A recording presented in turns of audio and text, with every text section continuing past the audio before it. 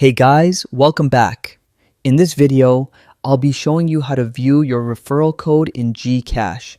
Before we get started, make sure to check out the offers linked just below this video. Now, let's dive right in. So, first things first, open up the GCash app and log into your account. Now, here's something to note. GCash used to have a promo where if you referred someone, both of you would get 50 pesos credited to your accounts. But since GCash has become super popular, this option isn't always available anymore. To check if you still have access, tap on Profile at the bottom right of your screen. Then scroll down until you see an option that says Refer a Friend.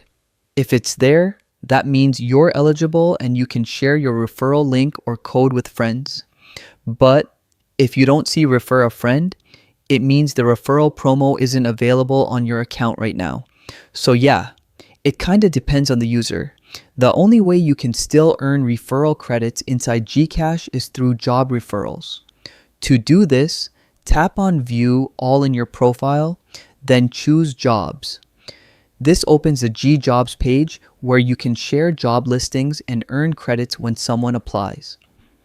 These referral credits can then be used for different things inside the GCash ecosystem, like payments, bills, or even shopping.